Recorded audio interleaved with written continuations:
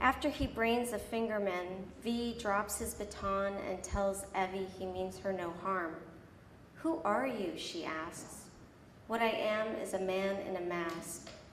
Later, she wakes up in his cave. Stan Getz plays. V hums along, makes her hole in bread for breakfast. In the theater, I lean over to my friend. "This is how I got married.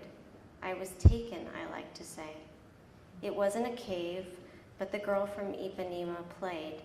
Coffee was made, books were everywhere and in alphabetical order. He split cantaloupes so I didn't have to use a knife. And I said, "Who are you?" He answered, "I've forgotten more than you've ever known." With the film still running, my friend reminds me, this is comic book stuff.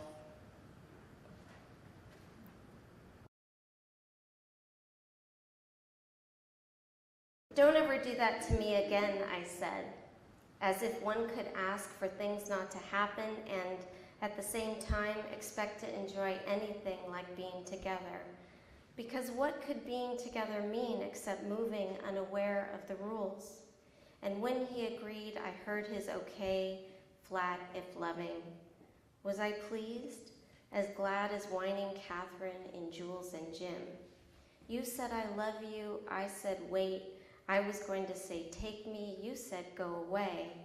No Jean Moreau drama followed. This is done, I thought, and then kept enjoying the sun. Not everyone's ready to drive a car off the pier. Dead Calm had been advertised in the trailers with phrases like, "A voyage into fear, high seas, deep terror, try to stay calm." In that movie, a couple takes a trip after the violent death of their child, only to find in the middle of the ocean a maniac. But the wife, Ray, even if she is grieving, saves her husband and gets the killer too. I was on my way to the movie because I was a flirt, which meant trying to look good and something as shallow as hoping I'd be someone he'd see again. On the highway back from dinner, yellow and blue tile on brick, a white light display. Things shine nights like that. In the heart of Laguna, a stoplight. Coming soon like high seas would be a big drop into nothing, chiffon, where I would nod and talk, but mostly keep track of his desire. Did he like me more? Did I make his world wide? The minute I thought he might like me less, things would be over. But I plunged in, like the baby who rockets out the car windshield in the film's opening scene.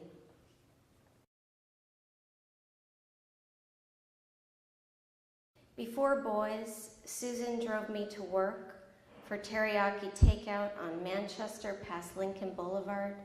Inseparable, we planned winter and Easter vacations. In the stairwell, I tried to talk. She cut me off.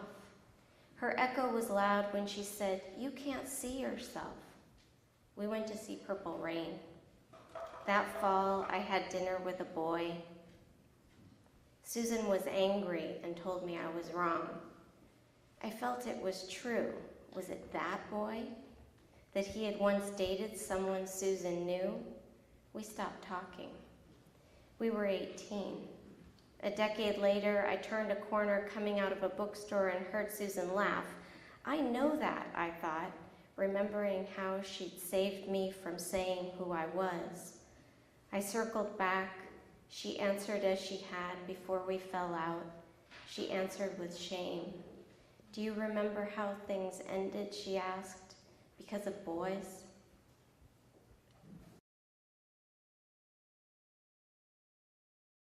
"You're the kind of man no one should marry," I said. "Better to be friends with you." It was bold and rude, I know, but I said it while we ate ice cream in sugar cones and king palms like the melting stuff waved down. Still, I married him, and years later, we drove through Boise, Idaho. Off the highway, a large green sign said, "Birds of Prey." Below that, in smaller letters, "Scenic Attraction." I turned and pointed, "Hey, what about that?" But he'd seen scenic attraction and had sped ahead. We had a good day anyway. Montaigne said of his friend that, "If you press me to tell you why I loved him, I feel that this cannot be expressed except by answering, because it was he, because it was I. Because I wanted to see Cooper's hawks, their eye sockets stuffed with cotton, because he did too, but kept driving." The title comes from a line in a Dorothy Parker essay that she wrote on the occasion of her 40th birthday. And the essay's called "The Middle or Blue Period." Taking it like a little soldier, aren't you? That part of youth past, a classroom tick-tock as if not at all. In Buena Park, my cousins wrapped me in a blanket to get me into Knott's Berry Farm for free. "Be quiet," they said, "you're a baby." I wanted to be old enough to pay what I owed. When I was 21, I told a woman I wished I had hands like hers. "You don't know what you're asking," she scolded. A few years later, my hands looked like hers.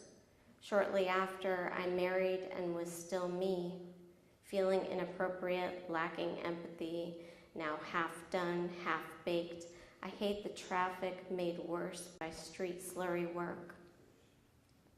At home, no one has called for 3 days. The power's gone out and the microwave's clock is full of zeros, blinking. Last spring, I spent a whole morning saving a rabbit with a leg so smashed, I'm sure it was put down on arrival at the vet. I thought once or twice I'd have children, but the doctor says it's going, gone. Moments now like some bizarre auction, and that possibility is sold to the woman in the back of the room. Being me means taking it smack in the teeth, not wanting what she's bought. Thank you.